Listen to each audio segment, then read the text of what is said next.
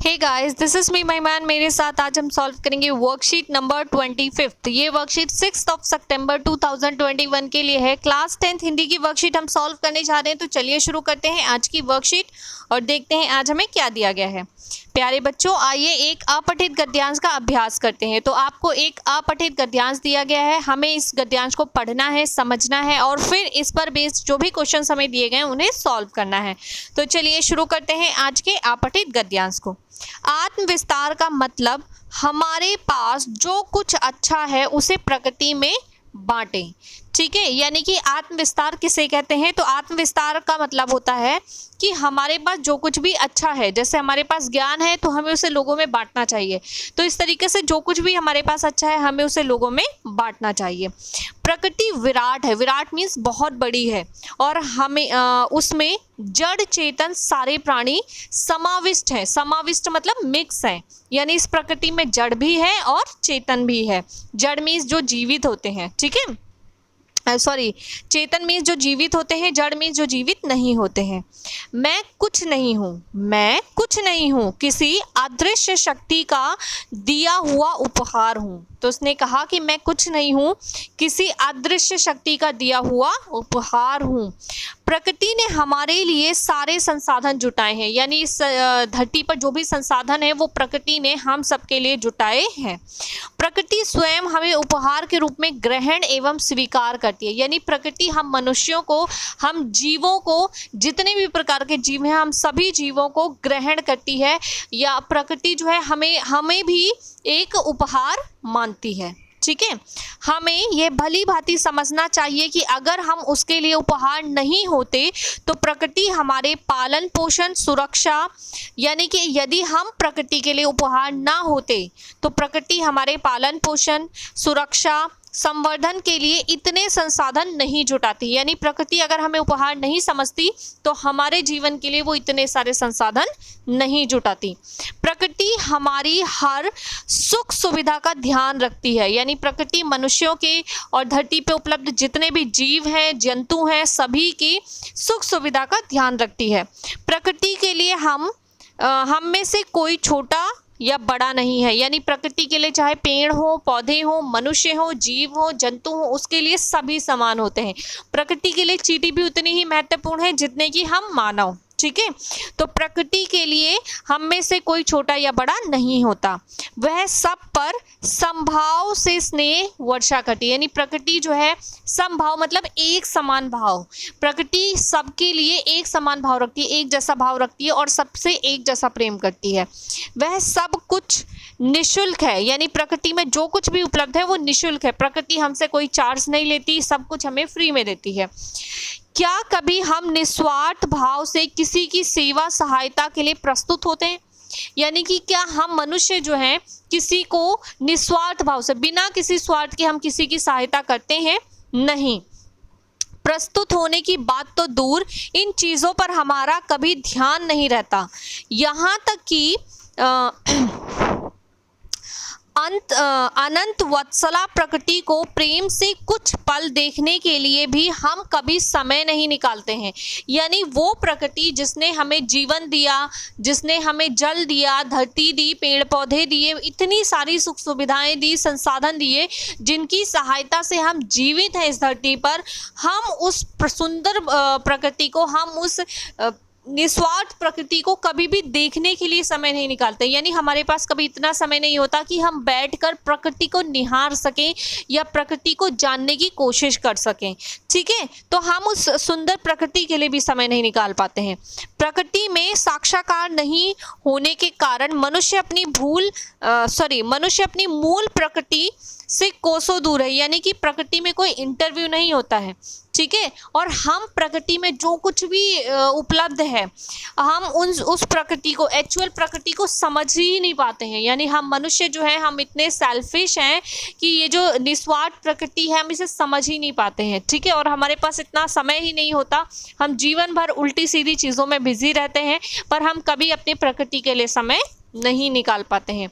उसकी प्रवृत्ति प्रकृति जन्य नहीं है, अर्थात वे अपने स्वभाव में नहीं है। हमें भी प्रकृति को उपहार के रूप में ही स्वीकार करना चाहिए, यानी प्रकृति हमें उपहार के रूप में स्वीकार करती है, इसलिए प्रकृति हमारे लिए इतना कुछ करती है। और हमें अगर जिस दिन हम प्रकृति को उपहार स्वरूप मानना शुरू कर देंगे, उस दिन हमारे अंदर भी प्रकृति के प्रति प्रेम उत्पन्न हो जाएगा और तब हम भी प्रकृति के लिए कुछ करना चाहेंगे।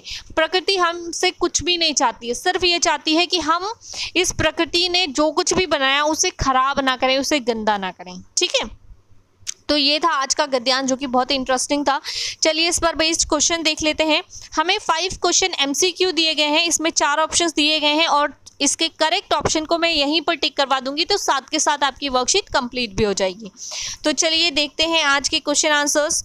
गद्यांश को पढ़कर निम्नलिखित प्रश्नों के उत्तर के लिए सही विकल्प छांटिए। आपको दिया गया है प्रश्न पहला, प्रकृति हमारे पालन पोषण सुरक्षा और संवर्धन के लिए साधन क्यों जुटाती है? तो इसका ऑप्शन है क्योंकि वह उसका कार्य है, क्योंकि प्रकृति स्वयं हमें उपहार के रूप में ग्रहण और स्वीकार करती है, क्योंकि ऐसा करना उसकी मजबूरी है और इनमें से कोई नहीं। तो इसका करेक्ट ऑप्शन है खा, क्योंकि प्रकृति स्वयं हमें उपहार के रूप में ग्रहण और स्वीकार करती है।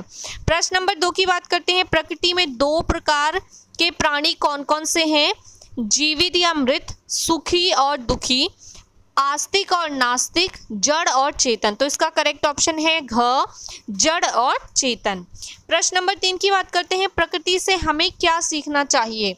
तो इसका उत्तर है निस्वार्थ सेवा हेतु तत्पर रहना, सदा अपनी सुख सुविधाओं के बारे में सोचना, किसी को कुछ भी ना देना, स्वार्थी पूर्ति में लगे रहना। तो इसका करेक्ट ऑप्शन है का, निस्वार्थ सेवा हेतु तत्पर रहना। बात करते हैं प्रश्न नंबर 4 की। उपहार शब्द में कौन सा उपसर्ग है? तो इसका है हार, पहा, उप या इनमें से कोई नहीं। तो इसका करेक्ट ऑप्शन है गा, उप। उपहार में उप जो है वो आपका उपसर्ग है। प्रश्न नंबर 5 की बात करते हैं। गद्यांश का उपयुक्त शीर्षक क्या होगा? तो गद्यांश का शीर्षक है प्रकृति, आत्मविस्तार, निस्वार्थ सेवा और प्राकृतिक संसाधन। ठीक है, तो इसका जो करेक्ट ऑप्शन है गद्यांश का उपयुक्त शीर्षक वो है निस्वार्थ सेवा भी हो सकता है, पर मैंने इसमें प्रकृति सेलेक्ट किया है। ठीक है, तो इसका गद्यांश का उपयुक्त शीर्षक प्रकृति है। तो ये हैं आज के हमारे 5 प्रश्न, जिसके उत्तर हमने साथ के साथ सॉल्व कर लिए हैं। आगे हमें 3 क्वेश्चन और करने हैं। चलिए देख लेते हैं 3 प्रश्न और कौन से हैं। निम्नलिखित प्रश्नों के उत्तर दीजिए। प्रश्न नंबर 6 है, प्रकृति हमें उपहार के रूप में ग्रहण और स्वीकार करती है, ऐसा हम कैसे कह सकते हैं? प्रश्न नंबर 2, प्रकृति के प्रति हमारा भाव कैसा होना चाहिए? वह भाव हम कैसे प्रदर्शित कर सकते हैं? अपने मित्रों से चर्चा करके लिखिए।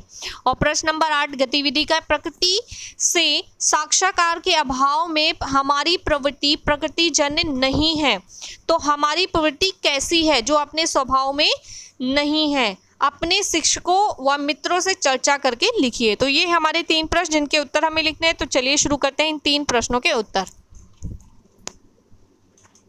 तो बात करते हैं प्रश्न नंबर 6 की। ये है हमारा प्रश्न नंबर 6। 5 तक हम सॉल्व कर चुके हैं। प्रकृति हमें उपहार के रूप में ग्रहण एवं स्वीकार करती है, ऐसा हम कैसे कह सकते हैं? तो इसका उत्तर है प्रकृति हमें उपहार के रूप में ग्रहण एवं स्वीकार करती है, इसलिए प्रकृति हमारे लिए विभिन्न प्रकार के संसाधन उपलब्ध कराती है तथा हमारे जीवन को सुंदर और सुगम बनाती है। ठीक है, तो प्रकृति क्योंकि हमें उपहार के रूप में स्वीकार करती है, इसलिए वो हमें सब कुछ प्रोवाइड करती है। बात करते हैं प्रश्न नंबर 7 की। प्रश्न नंबर 7 है, प्रकृति के प्रति हमारा भाव कैसा होना चाहिए एवं वह भाव हम कैसे प्रदर्शित कर सकते हैं? अपने मित्रों से चर्चा करके लिखिए। तो प्रकृति के प्रति हमारा भाव समर्पण का होना चाहिए और वह भाव हम प्रकृति द्वारा उपलब्ध कराए गए सभी संसाधनों को नियोजित प्रयोग करके तथा प्रदूषण रहित वातावरण के द्वारा कर सकते हैं। हमें अपने जीवन के कुछ पल प्रकृति के साथ बिताने चाहिए, जैसे पेड़ पौधे लगाना, उनके साथ वक्त बिताना, ठीक है, आदि। बात करते हैं प्रश्न नंबर 8 की, जो कि गतिविधि यानी एक्टिविटी का है। प्रकृति में साक्षात्कार के अभाव में हमारी प्रवृत्ति प्रकृतिजन्य नहीं है, तो हमारी प्रवृत्ति कैसी है जो अपने स्वभाव में नहीं है? अपने शिक्षकों व मित्रों से चर्चा करके लिखिए। तो इसका उत्तर है प्रकृति में साक्षात्कार के अभाव में हमारी प्रकृति प्रकृतिजन्य नहीं है, तो हमारी प्रवृत्ति स्वार्थी हो गई है। अतः हमें अपने स्वभाव से स्वार्थ को समाप्त कर निस्वार्थ भाव से कार्य करना चाहिए। जैसे प्रकृति हमें सब कुछ निस्वार्थ भाव से देती है, हमें अपने जीवन के कुछ पल को निस्वार्थ भाव से प्रकृति को समर्पित करना चाहिए।